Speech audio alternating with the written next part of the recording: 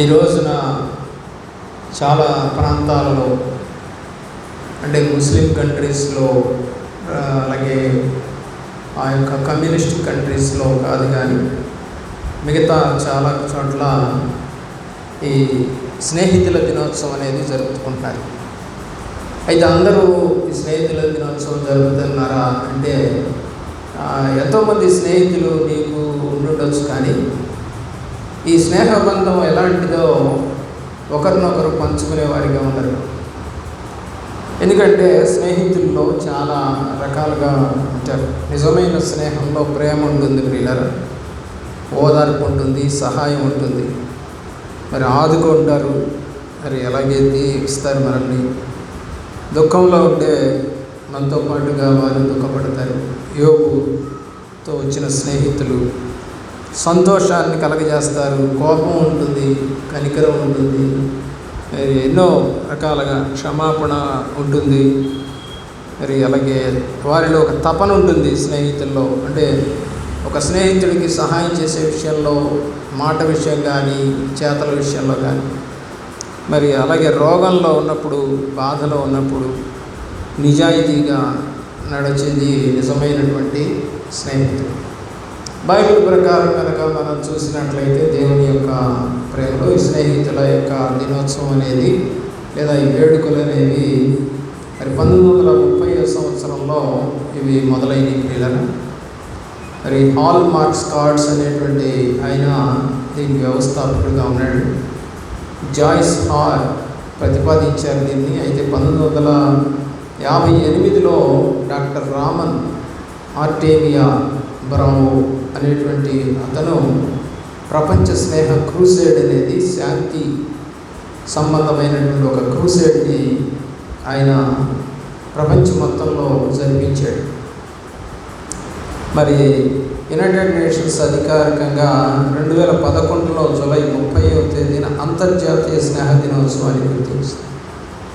అలాగే దేవుని యొక్క ప్రేమలో 1935వ సంవత్సరంలో ఆగస్టు 1వ ఆదివారాన్ని జాతీయ స్నేహితుల దినోత్సవంగా అమెరికా కాంగ్రెస్ ప్రకటించింది.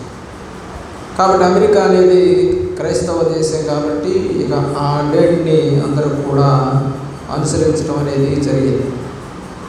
అయితే ఎప్పుడో 1935 అని అంటే దరిదాపుగా 90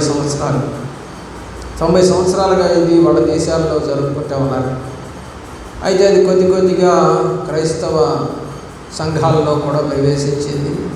అలాగే హిందూ కుటుంబాల్లో ఉండేవాళ్ళు కూడా వాళ్ళు మరి ఈ రోజున కొంతమంది బార్లకు వెళ్ళి మందు తాగారు, కొంతమంది కేకులు కట్ చేసుకున్నారు, కొంతమంది హోటళ్ళకి వెళ్ళారు, కొంతమంది ఇంటికి పిలిపించుకున్నారు. చాలా రకాల పనులు చేసినట్టుగా నాకు సమాచారం వచ్చింది. దేవుని ప్రేమిస్తున్న పిల్లగా నేను ఒకటే అడిగాను, మీరు క్రీస్తులో స్నేహాన్ని పంచుకున్నారా లేదా లోక స్నేహాన్ని పంచుకున్నారా? లోక స్నేహము మనుషులను దుఃఖపరుస్తుంది, బాధ పెడుతుంది, చంపేస్తుంది అని చెప్పి రాయబడుతూ ఉంది. అలాగే దేవుని స్నేహము పరలోక రాజ్యానికి వారసులుగా చేస్తారని కూడా రాయబడుతుంది. మరి నువ్వు ఏ సహవాసము లేదా ఏ స్నేహితులు నీకున్నారో నువ్వు పరిశీలించుకుంటే ఈ లోకంలో 99% మందికి పనికిరాని స్నేహితులు, ఉపయోగకరం కాని స్నేహితులు, లేదా మధ్యలో విడిపోయే స్నేహితులు, ద్వేషించే స్నేహితులు, ఇక మాట్లాడకుండా ఉండే స్నేహితులు కలిగి ఉంటారు. కానీ యేసుక్రీస్తు అలాంటి స్నేహితుడు కాదు. ఆయన నీవు ఎంత బాధ పెట్టినా కూడా ఆయన నిన్ను ప్రేమిస్తూనే ఉంటాడు. యాకోబు రాసిన పత్రిక 2వ అధ్యాయం 23వ వచనంలో, కాబట్టి అబ్రహాము దేవుని నమ్మెను, అది అతనికి నీతిగా ఎంచబడింది అను లేఖనము నెరవేర్చబడింది. అంతేకాదు మరియు దేవుని స్నేహితుడని అతనికి పేరు కలిగెను. ఎవరికండి? ఒక అన్యుడైనటువంటి అబ్రహాముకి ఎవరి స్నేహితుడని పేరు కలిగింది? దేవుని స్నేహితుడు. ఈరోజు నీకు పనికిమాలిన స్నేహితుల సహవాసం ఉండుండొచ్చు. అంటే పనికిమాలిన వాళ్ళు అంటే బూతులు మాట్లాడేవాళ్ళు, వ్యంగ్యంగా మాట్లాడేవాళ్ళు, రెండర్థాలతో మాట్లాడేవారు, లేకపోతే ఎగతాళి చేస్తూ నిన్ను అవమానపరిచేటువంటి స్థితిలో ఉన్నటువంటి స్నేహితులు నీకు ఉండొచ్చు. నిన్ను అభివృద్ధి చేసే స్నేహితులు అంటే నీ యొక్క కష్టాన్ని పంచుకుంటూ నీకున్న టాలెంట్స్ ఏమి లేకపోయినప్పుడు టాలెంట్స్ లేవని బాధపడొద్దని చెప్పేటువంటి వాళ్ళు, దిగులు పడొద్దని చెప్పేటువంటి స్నేహితులు ఉండరు. అంటే నువ్వు ఎంజాయ్మెంట్గా తిరుగుతూ ఉంటే వాళ్ళు ఎంజాయ్మెంట్గా తిరుగుతారు. నీకు కష్టం వస్తే మాత్రం వాళ్ళు నీకు తోడుగలరు. కానీ కష్టం వచ్చినా, బాధ వచ్చినా, ఇరుకొచ్చినా, ఇబ్బంది వచ్చినా తోడుగా ఉండి. ఇక్కడ ఆసుపత్రిలో ఉన్నాం, ఒక ఆమె ఆసుపత్రిలో ఉంది మా సంఘంలో. అయితే మరి ఎవరిని లోపలికి రానిట్లేదు చూడటానికి. మరి ఒక్కళ్ళే బెడ్ మీద పడుకున్నాడు. ఎవరు కూడా వాళ్ళకి స్నేహితులు ఎవరు? భర్త లేడు దగ్గర, భార్య లేదు, పిల్లలు లేరు, మనవాళ్ళు లేరు, ఎవరిని రానియటం లేదు లోపలికి. 4 రోజుల పాటు ఒంటరిగా ఆ యొక్క ఐసీలో ఉండిపోయారు. ఎవరిప్పుడు నీ స్నేహితులు? నీకు చాలామంది స్నేహితులు ఉన్నారు కదా, వాళ్ళు వచ్చి ఏమైనా ఆదుకుంటారా లేదా పడుకుంటారు అక్కడ? నీకు రోగం వస్తే, నీకు కష్టం వస్తే ఎవడు నీకు స్నేహితుడి దగ్గరికి రాడు. నీ కష్టములలో తోడుగా ఉండే స్నేహితుడు యేసుప్రభు. ప్రసంగి గ్రంథము 4వ అధ్యాయము 9-10 వచనాలు చదువుకున్నాం. ఇద్దరు కష్టము చేత ఉభయులకును మంచి ఫలం కలుగును. ఒకడు ఒంటిగాడై ఉండుట కంటే ఇద్దరు కూడి ఉండుట మేలు. వారు పడిపోయినను ఒకడు తన తోడి వారిని లేవనెత్తును. అయితే ఒంటిగాడు పడిపోయిన ఎడల వానికి శ్రమయ్య కలుగును, వారిని లేవనెత్తువాడు లేకపోవు. కాబట్టి స్నేహం అనేది కావాలని కోరుతా ఉంది బైబిల్. మంచి స్నేహితుల్ని సంపాదించుకోమని కోరుతా ఉంది బైబిల్. అలాగే కష్టంలో ఉన్నప్పుడు, వాడు పడిపోయినప్పుడు, వారికి శ్రమ కలిగినప్పుడు లేవనెత్తడానికి ఒక స్నేహితుడు లేదా ఒక బంధువుగా ఉండే దేవుడు ఎవరంటే యేసుక్రీస్తు. ఆయన నీకు తోడుగా ఉండాలి.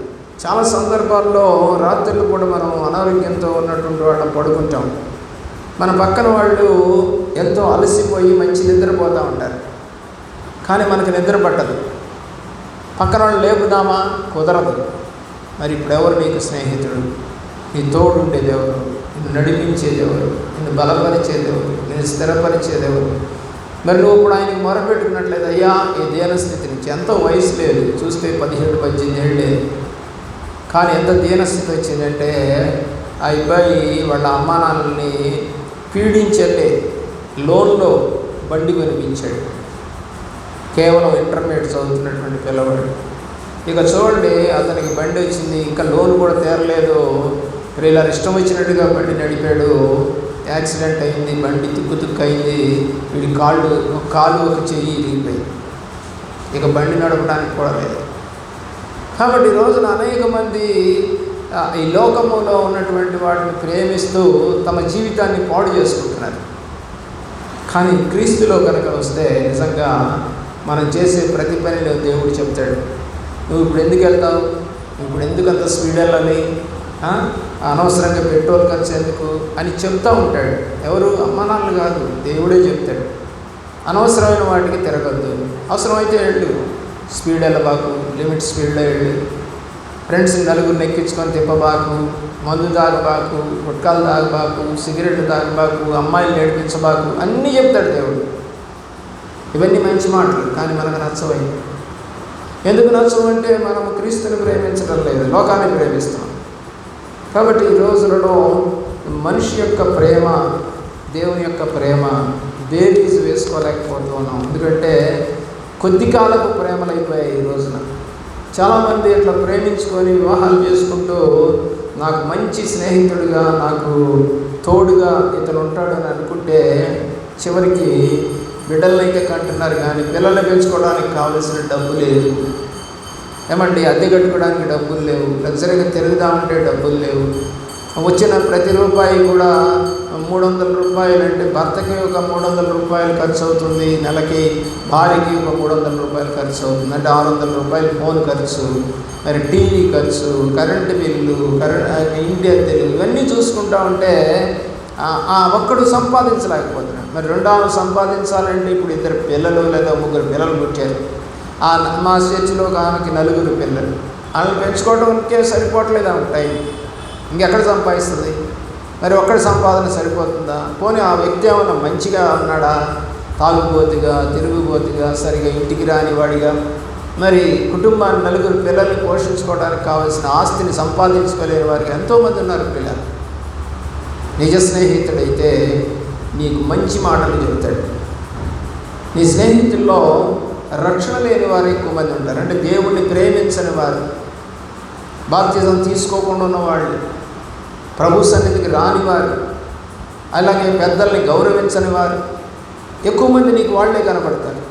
ఎందుకంటే నువ్వు ఫాలో అయ్యేదంతా కూడా ఇన్స్టాగ్రాము, అలాగే యూట్యూబ్ రీల్స్, అలాగే ఫేస్బుక్లు, ఇంకా ట్విట్టర్లు, అలాగే టిక్టాక్లు, షేర్ చాట్లు, ఇవే కదా నీ యొక్క ఫ్రెండ్స్ అంతా కూడా.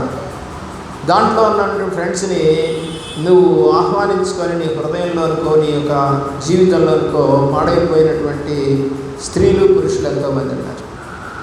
కాబట్టి దేవుని ప్రేమించిన ప్రేమికులారా, మరి మనము అలాంటి స్నేహాన్ని కోరుకుంటున్నామా, లేక లోక స్నేహాన్ని కోరుకుంటున్నామా? దేవుని యొక్క ప్రేమలో మరి బైబిల్ ప్రకారం అయితే వారికి యేసుతో స్నేహము ఎలాగో నువ్వు చెప్పావా? ఇప్పుడన్నా నువ్వు రక్షణ పొంది ఉన్నట్లయితే, నువ్వు ప్రార్థన చేసే వ్యక్తివైతే, నువ్వు దేవుడిని ప్రేమించే వ్యక్తివైతే, నీ దేవుడి గురించి ఏమన్నా నీ స్నేహితులతో ఎప్పుడన్నా మాట్లాడి చర్చికి రండిని పిలిచావా? అలాగే దేవుడి సన్నిధిని ప్రేమించమని అడిగావా? అలాగే ఏదైనా క్రిస్మస్కో ఈస్టర్కో పిలిచావా వాళ్ళని? కానీ వాళ్ళు అంటే అన్యులుగా ఉన్నటువంటి వాళ్ళు వాళ్ళు ఆహ్వానిస్తారు వాళ్ళ పండగలకి. దానికి నువ్వు వెళ్ళుంటావేమో కానీ నీ దేవుడి దగ్గరికి నువ్వు వాళ్ళని నడిపించలేదు. నువ్వు ఎలాంటి స్నేహం ఉంది దేవుడితో నీకు ఆలోచించే. బైబిల్లో 2 సమూయేలు గ్రంథము 16వ అధ్యాయము 16వ వచనంలో దావీదుకి ఒక స్నేహితుడు ఉన్నాడు, హూషై అనేటువంటి స్నేహితుడు, మంచి స్నేహితుడు. చాలామంది స్నేహితులు ఉన్నారు దావీదుకి. మొదటి రాజుల గ్రంథం 5వ అధ్యాయం 1వ వచనంలో హీరాము అనేటువంటి స్నేహితుడు ఉన్నాడు. వీళ్ళందరూ అక్కడక్కడ కొంతమంది స్నేహితులు, మంచి స్నేహితులు దావీదుకు ఉన్నారు. అతనికి సహాయపడిన స్నేహితులు. అతన్ని మామగారు అరణ్యంలో తరుముతూ ఉంటే ఈ స్నేహితులంతా కూడా అతనికి తోడుగా ఉండి అతను పడుతున్న శ్రమల్లో వీళ్ళు కూడా పడ్డారు. అర్థం చేసుకోండి. అలాగా శ్రమల్లో ఉన్నప్పుడు నీకు తోడుగా ఉండే స్నేహితుల్ని సంపాదించుకుంటున్నావా? లేక ఈ లోకములో కొంత నీకేదో అందం ఉందేనో, ఆస్తి ఉందేనో, చదువు ఉందేనో ప్రేమించేవాళ్ళు కొంతమంది ఉంటారు. ఆ ప్రేమ వ్యర్థమైన ప్రేమ. దేవుని ప్రేమ శాశ్వత ప్రేమ. కాబట్టి ప్రసంగి గ్రంథము 9వ అధ్యాయం 1వ వచనంలో స్నేహం చేయడం అనేది కూడా నీ వశంలో ఉండదట, అది దేవుడి వశంలో ఉండదట. అంటే సరైన స్నేహితుల్ని ఎంచుకోవడం అనేది ఈనాడు మనిషికి అర్థం కాదు. ఎందుకంటే స్నేహం చేసిన కొన్నాళ్ళకు కానీ తెలియదు ఆ మంచి స్నేహితుల, చెడ్డ స్నేహితుల. ఎందుకంటే ఒక అమ్మాయి నాతో చెప్తా ఉంది, అయ్యగారు నా కొరకు ప్రార్థన చేయండి. ఏమ్మా అంటే, నాకు 2 స్నేహితులు ఉన్నారు, కానీ ఆ 2 స్నేహితులు అనేది ఏంటంటే మంచి స్నేహితులు కాదయ్యా. మంచి స్నేహితులు అనుకున్నాను కానీ కాదు. ఒకళ్ళకి కాలేజీకి కొట్టి సినిమాకి వెళ్దాం అంటారు, ఒకళ్ళకి కాలేజీకి కొట్టి మనము ఎక్కడైనా సముద్ర తీరాలకి, నదీ తీరాలకి వెళదాం, సాయంకాలానికల్లా ఇంటికి చేరుకున్నాం, ఎవరికి తెలుస్తుందిలే అని అంటూ ఉంటారు. నేనైతే కాలేజీ మానేయడం తప్పు కదా, మరి అమ్మ నాన్నని బాధ పెట్టినట్టు అవుతుంది అని చెప్పేసి నేను అంటూ ఉన్నాను అయ్యారు. కానీ వాళ్ళు నన్ను లాక్కెళ్తూ ఉన్నారు.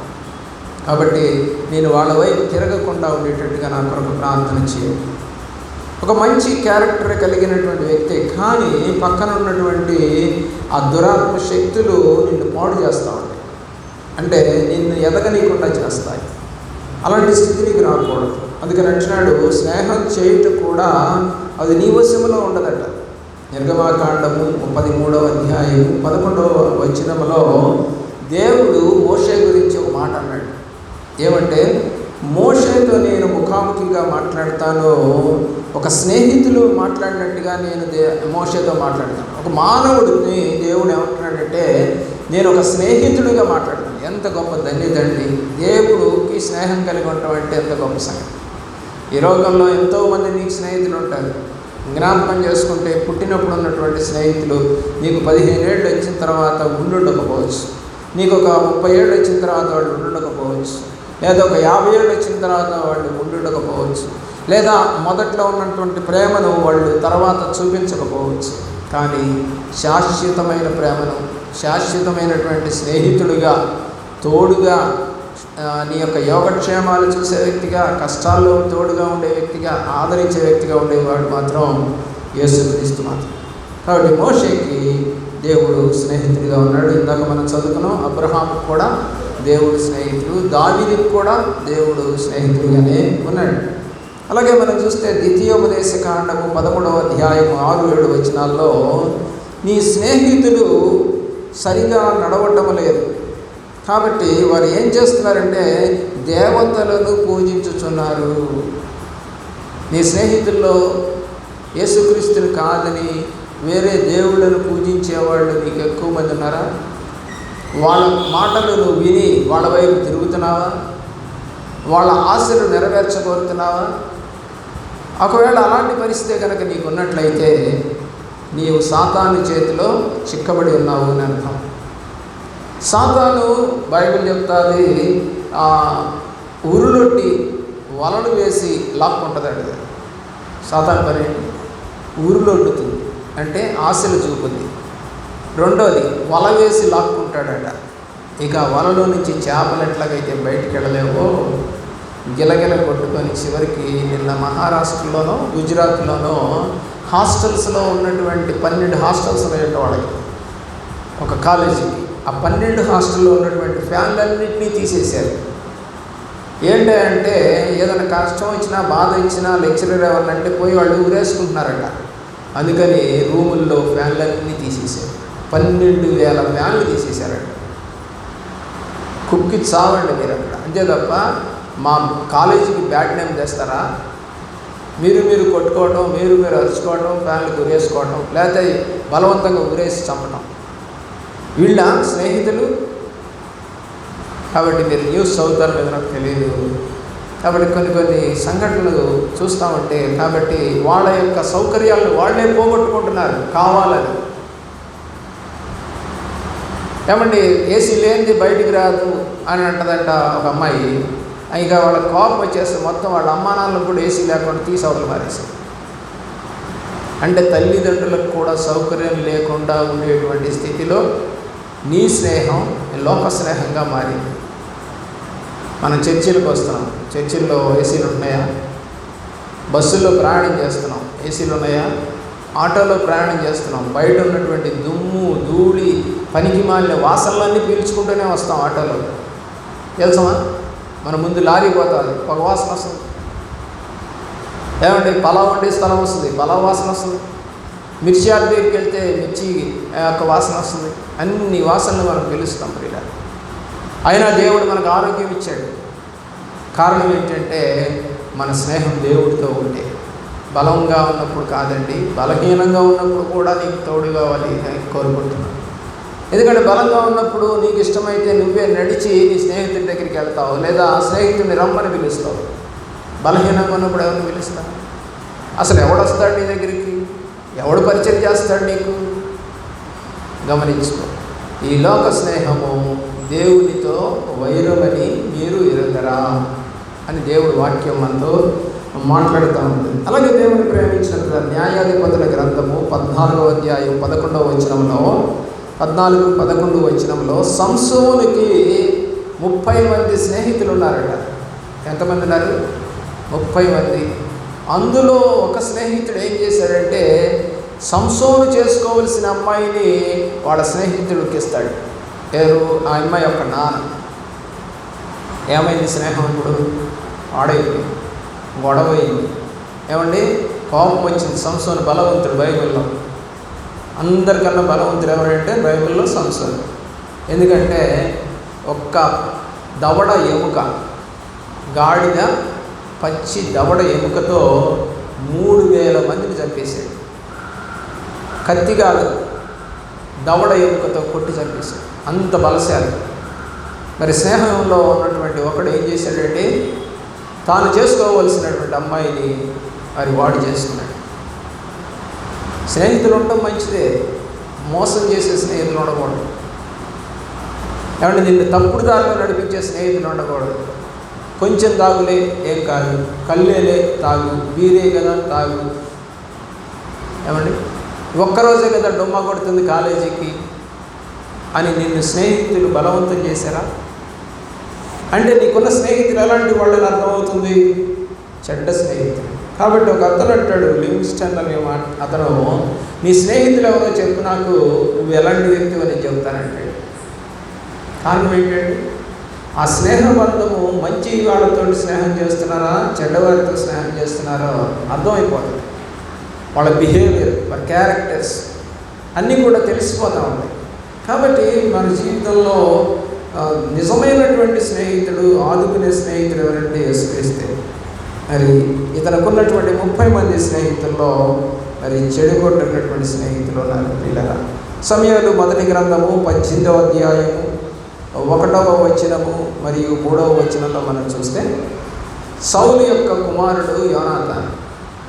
యోనాతాను లేక సౌలు ఒక ఫిలిస్తీయుడైనటువంటి గొలియాతు తోటి యుద్ధం చేయాల్సి వస్తుంది.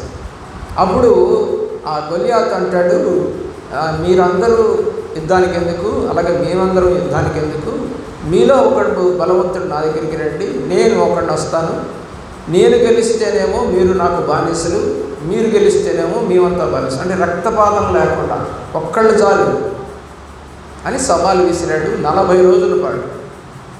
40 రోజులు అటుపక్క వాళ్ళే ఉన్నారు, ఇటుపక్క వీళ్ళే ఉన్నారు. ఊర్లలో కూడా వెళ్ళలేదు ఎవరు.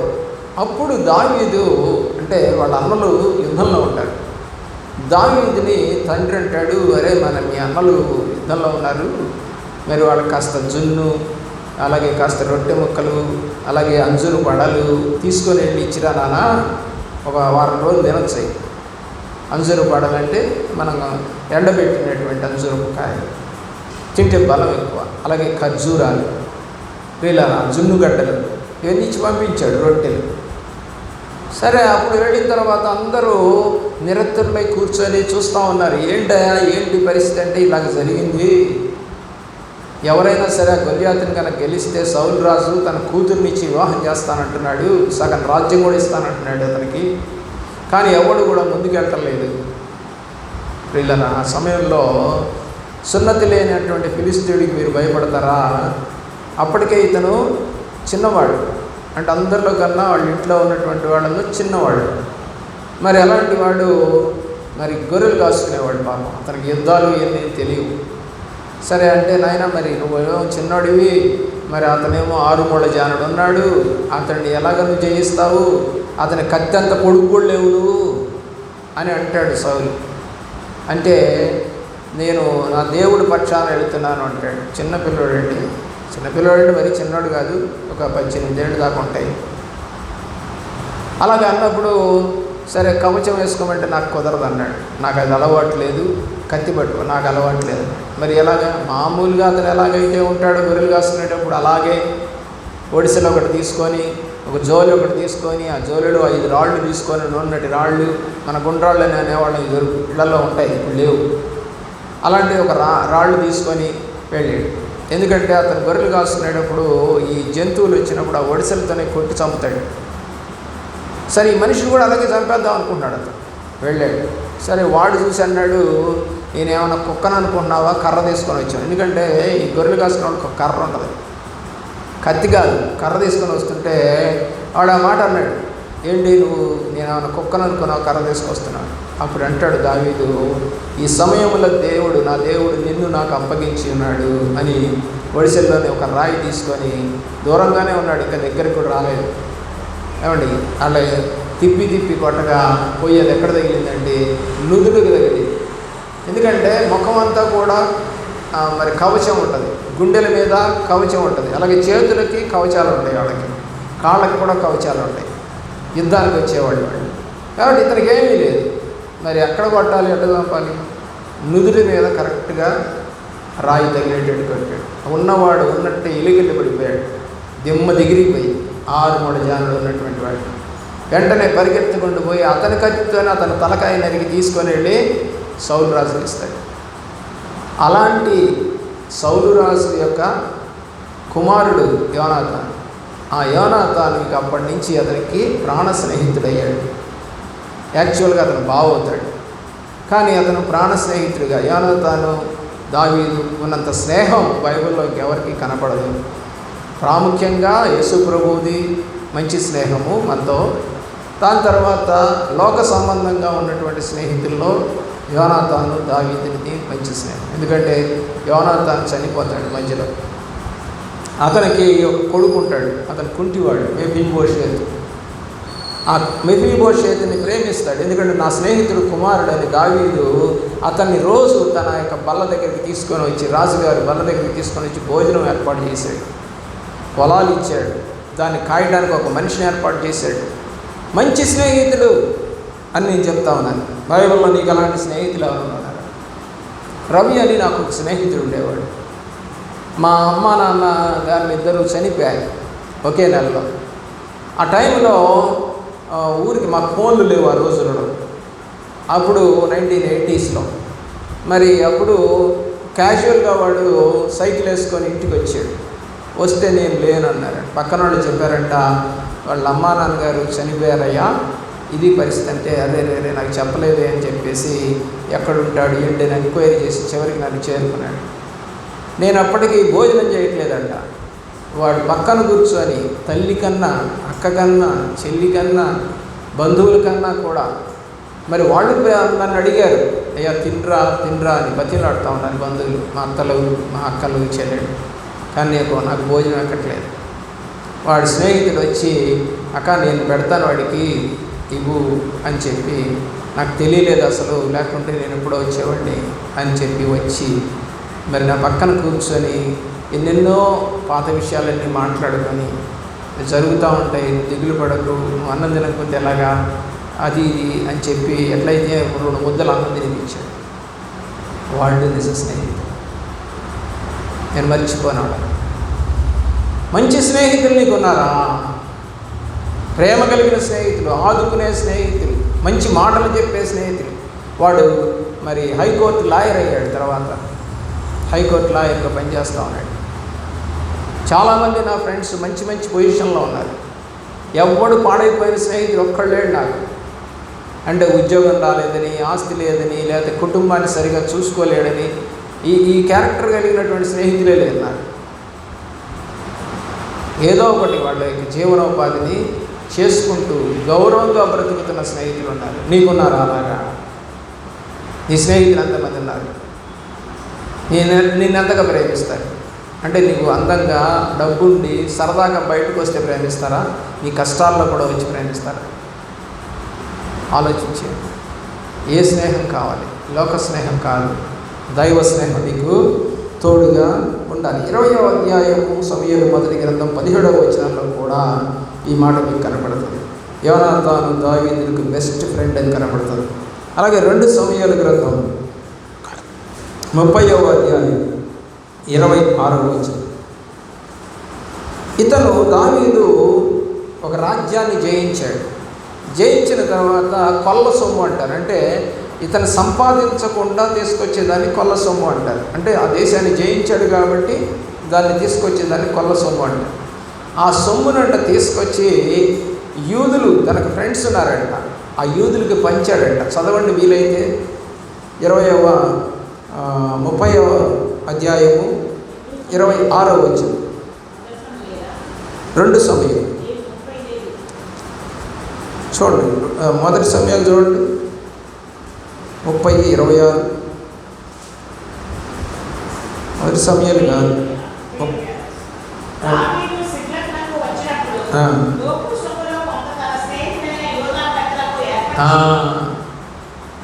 దోపుడు సొమ్ములో నుంచి తెచ్చినటువంటి సొమ్మును తన స్నేహితులకు పంచాడట.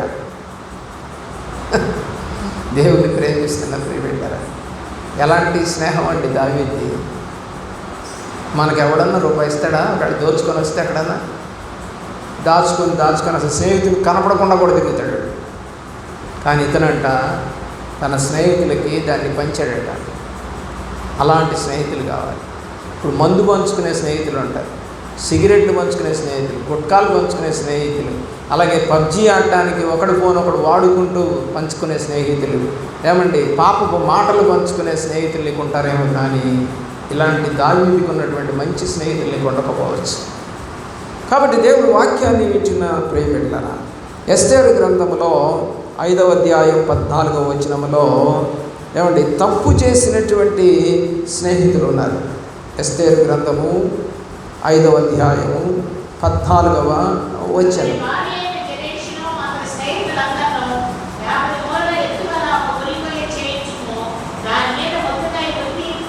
దేవుని ప్రేమించులారా, మొర్దెకైని చంపటానికి హామాను యొక్క స్నేహితులు ఏం తయారు చేశారంటే 50 మూరల ఎత్తునంటే 75 అడుగుల ఎత్తు, అంత పెద్ద ఉరి అంటే ఆ ఊరు మొత్తానికి కనపడాలి వాడిని చంపడం.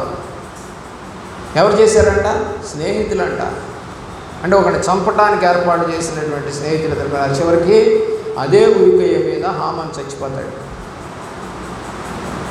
దేవుని ప్రేమిస్తున్న పిల్లరా, ఎప్పుడు కూడా తప్పుడు స్నేహితులు నీకు ఉండకూడదు. అంటే నీ జీవితం అతని పిల్లల్ని కూడా చంపేస్తారండి. భార్య పిల్లలు మొత్తాన్ని చంపేస్తారు. 10 మంది ఉంటారు అతనికి. ఏమండి అర్థం చేసుకో, 10 మంది కుమారులు చచ్చిపోతారు. ఎవరికి ఉపయోగం అండి? నీ స్నేహితులు, నీ ఫ్యామిలీకి ఉపయోగమా? నీకు ఉపయోగమా? మంచి స్నేహితులా? చెడ్డ సమాచారం చెప్పే స్నేహితులా? తప్పుడు మార్గంలో నడిపించే స్నేహితులా? దేవుడు మార్గంలో నడిచే స్నేహితుడు నీకు అవసరమై ఉన్నారు. 2 దినవృత్తాంతాల గ్రంథం 19వ అధ్యాయం 2వ వచనం. 2 దినవృత్తాంతాలు 19.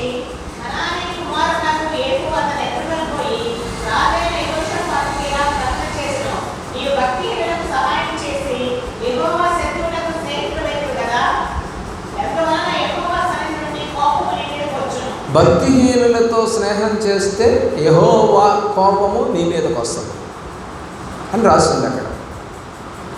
ఆ దేవుడి కోపం నా మీదకి ఎందుకు వస్తుంది అనుకుంటున్నావా? నువ్వు భక్తిహీనులు అంటే తప్పుడు మార్గంలో నడిచే స్నేహితులతో నువ్వు గనక కనెక్షన్ ఉంటే ఏ దేవుడు కూడా నిన్ను కాపాడు, కోపమే తెచ్చుకుంటాడు దేవుడు. భక్తిహీనులతో నీవు సహవాసివైతివి కాబట్టి దేవునికి కోపము తెప్పించింది అని రాశాడు ఇక్కడ.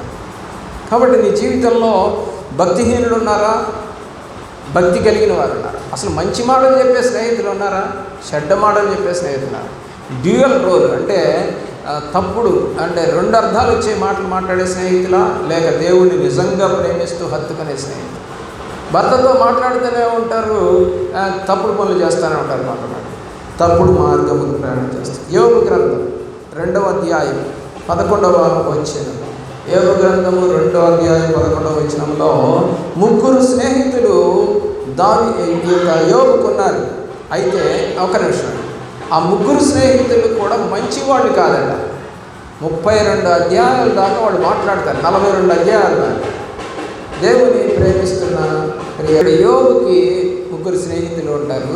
మధ్యలో ఇంకొకటి వస్తాడు, వాడి పేరు ఎలీహు. ఈ 4 స్నేహితులు కూడా అతనికి మంచి మాటలు చెప్పలేదంట. ఈ మాట అందరూ దేవుడు అన్నాడు. చూడండి 42వ అధ్యాయం 7వ వచనం. 40 అధ్యాయాలు వాళ్ళ స్నేహితులు మాట్లాడారు. ఎవరితో? యోబుతో. కానీ దేవుడు అంటున్నాడు చూడండి 42:7.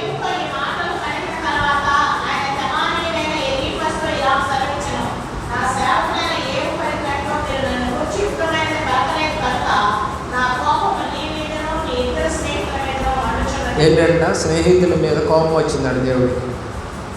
ఎందుకంటే నా సేవకుడు మాట్లాడినట్టుగా మీరు మాట్లాడలేదు, మీ ఇష్టం వచ్చినట్టుగా మాట్లాడారు. దేవుడి కోపం వచ్చిందండి. మీరు చదవండి 10వ అధ్యాయంలో 10వ వచనంలో.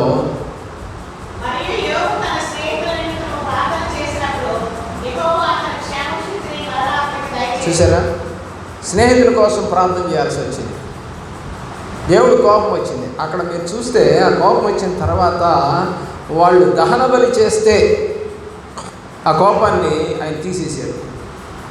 వాళ్ళు పాపం చేశారు కాబట్టి, పాపం మాటలు మాట్లాడారు కాబట్టి యోబుతో దేవుడికి కోపం వచ్చింది. కాబట్టి కోపం వచ్చినా లేదా దేవుడికి వ్యతిరేకంగా జరిగినప్పుడు పాత నిబంధన ప్రకారము దహన బలి చేయాలి. చదవండి 8వ వచనం 7వ వచనం 8వ వచనం చదవండి.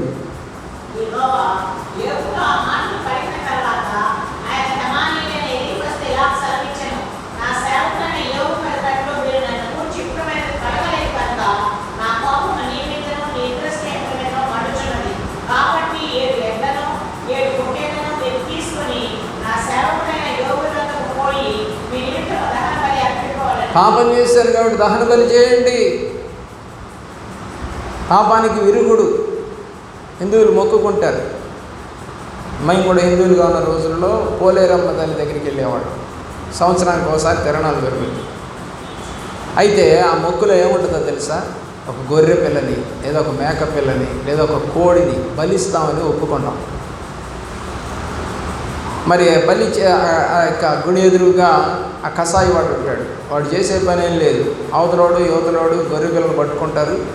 మెడకాయ దగ్గర కరెక్ట్గా ఆ యొక్క ఆ యొక్క చెక్క మీదకి వచ్చేటట్టుగా పెడతారు. అంతే, ఒకే ఏటేస్తాడు. హాఫ్ సర్కిల్లో ఉంటుంది అది. అంటే అర్ధచంద్రాకారంలో ఉండే ఒక కత్తి తీసుకుంటాడు.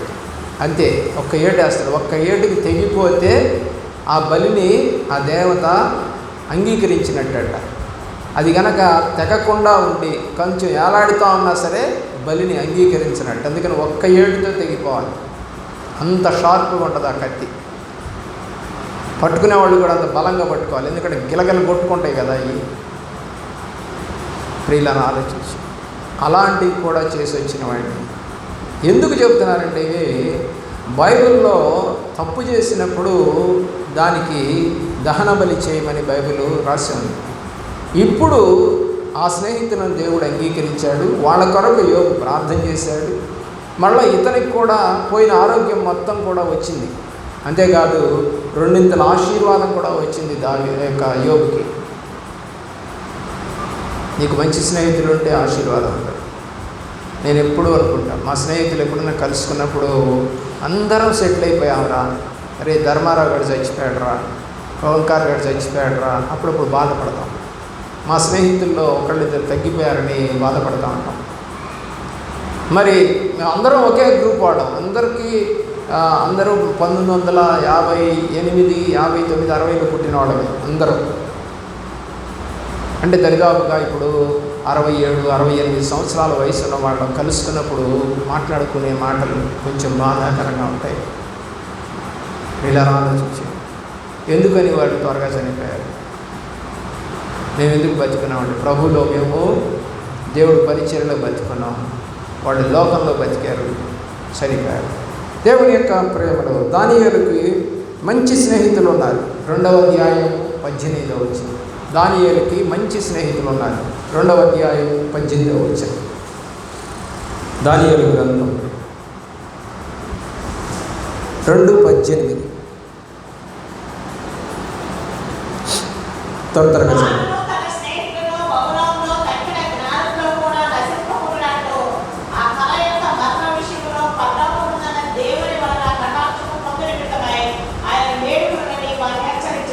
స్నేహితులు ఏం చేయాలి? ఇప్పుడు ప్రార్థన చేయాలి.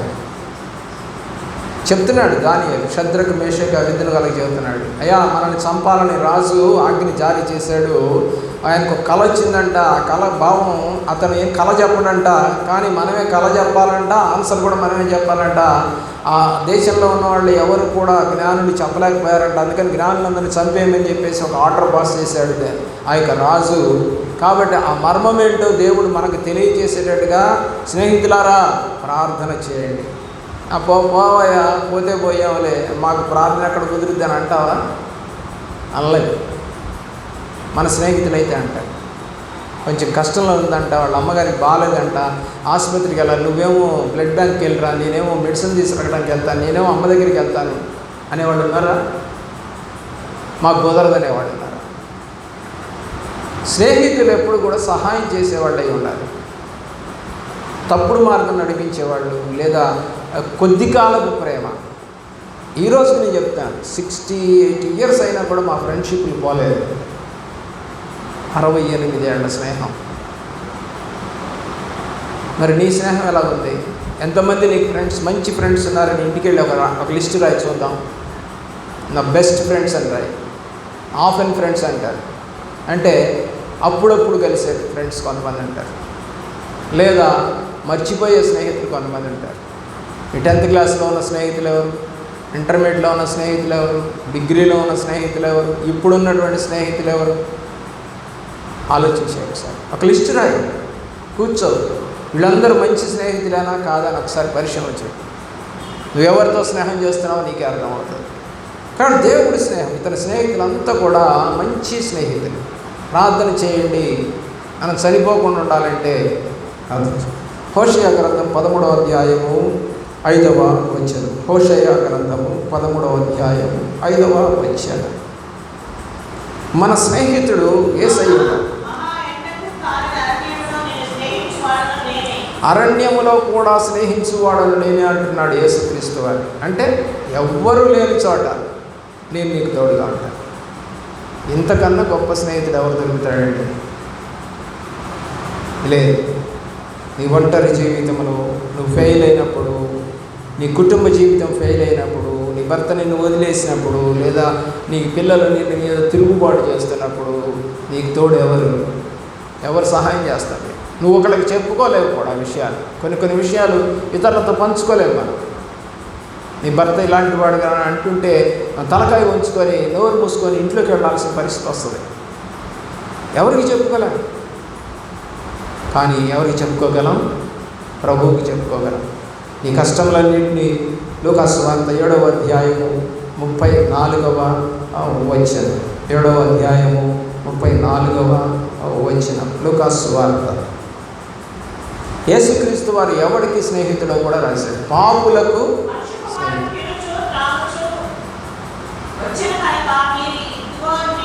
చివరి మాటలో ఇతను పాపులకు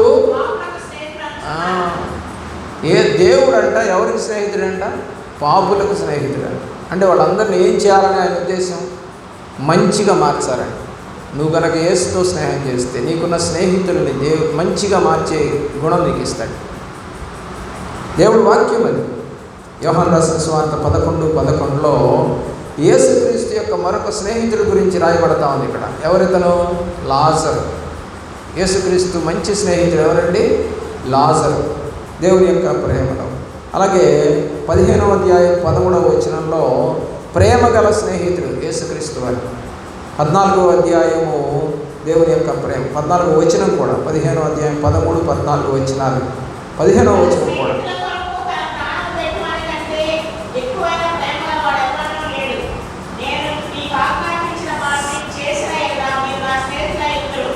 పదిహేనవ వచనం కూడా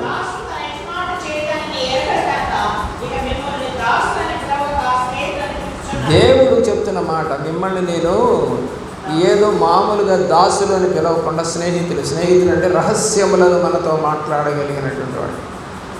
మీ అమ్మకి, నాన్నకి, భర్తకి, భార్యకి నీకున్నటువంటి శరీర ప్రాబ్లమ్స్ కూడా కొన్నిటిని భర్తకి, భార్యకి, అమ్మ, నాన్నకి కూడా చెప్పుకోలేవు. కానీ ఫ్రెండ్స్కి చెప్పుకుంటాం. ఫ్రెండ్స్కి అన్నీ చెప్తాం.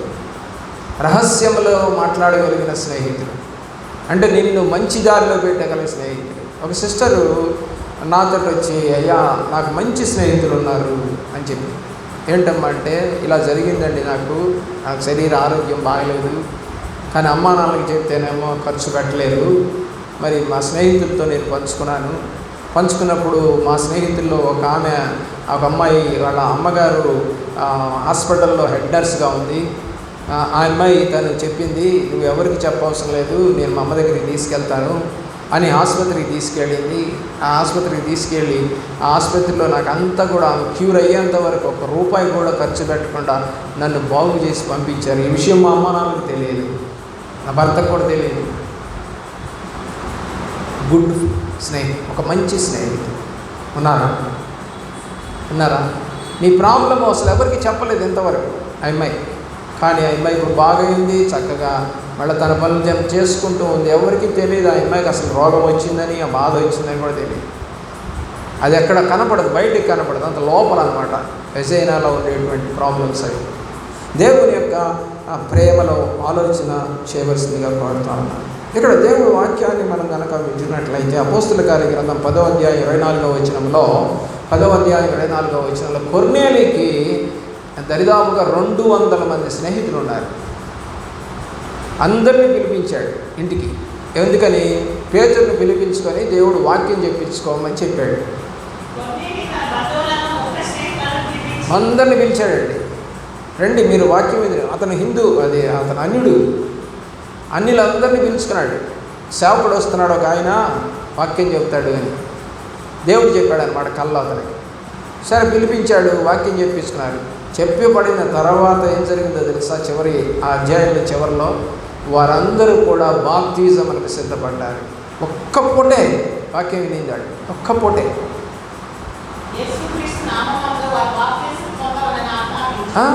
అందరూ వచ్చినవాడు, ముఖ్య స్నేహితులు అందరూ కూడా. ఎందుకని? అతని శతాధిపతి, అంటే 100 మంది సైనికులు ఉంటారు అతని కింద. మరి వాళ్ళ కుటుంబాల్లో ఎంతమంది ఉంటారు? ఆ 100 మంది కూడా ఆ 100 మందికి ఇతను ఒక బెటాలియన్కి నాయకుడు కాబట్టి వాళ్ళందరూ స్నేహితుల కింద లెక్కే అతనికి. ఇతను ఆఫీసర్ అయినా కూడా వాళ్ళంతా స్నేహితులే. ఆఫీసులో మేనేజర్ ఉంటాడు, స్నేహితులు ఉండరా? ఏమంటే కలెక్టర్కి స్నేహితులు ఉండరా? మినిస్టర్కి స్నేహితులు ఉండరా? ఎవరికైనా స్నేహితులు ఉంటారు. దేవుని ప్రేమిస్తుంటారు. యాకోబు పత్రిక 2వ అధ్యాయము 23వ వచనంలో, 2వ అధ్యాయం 23వ వచనంలో యేసు అబ్రహాంకి స్నేహితుడిగా చెప్పాడు. రియల్ ఫ్రెండ్ అంటే నిజమైన స్నేహితుడైతే ఏమండి, మరి ఈ లోకంలో చాలా మనకి తోడుగా ఉండి నడిపిస్తూ మరి గొప్ప గొప్ప పనులను మరి మనకి చెబుతూ చేయిస్తూ నడిచేటువంటి స్నేహితులు నీకు ఉన్నారా? అలాంటి ప్రేమను నీవు కలిగి ఉన్నావా? ఎందుకంటే గాడ్లీ ఫ్రెండ్షిప్ అనేది ఒకటి ఉందండి బైబిల్లో. గాడ్లీ ఫ్రెండ్షిప్ అంటే దేవునితో సహవాసం చేసేటువంటి ఫ్రెండ్షిప్. ఎలా ఉంటుందంటే కాన్స్టెంట్ అంటారు దాన్ని ఇంగ్లీష్. కాన్స్టెంట్, స్థిరంగా ఉంటారండి. అలాగే ఫెయిత్ఫుల్ అండ్ లాయల్టీ అంటే నమ్మకంగా ఉంటారు, విశ్వసనీయంగా కూడా ఉంటారు. ఇలాంటి స్నేహితులు మీకు ఉన్నారా? దేవుడి కన్నా గొప్ప స్నేహితులు ఎవరైనా ఉంటారా ప్రపంచంలో? జీవితంలో కడవరకు ప్రేమించే స్నేహితులు ఎవరైనా ఉంటారా? ఉండరు. కొద్ది కాలం మాత్రమే ప్రేమిస్తారు. అలాంటి ప్రేమ కాకుండా శాశ్వతమైన ప్రేమతో నిన్ను ప్రేమించే లేదా స్నేహించే యేసు దగ్గరికి రమ్మని దేవుడు కోరుతా ఉన్నాడు. అలాంటి స్నేహం దగ్గరికి వస్తామని ఆశపడుతున్నాను. అలాంటి కృప దేవుడిని దయచేయగా మోకరించండి, ప్రార్థన చేస్తాను.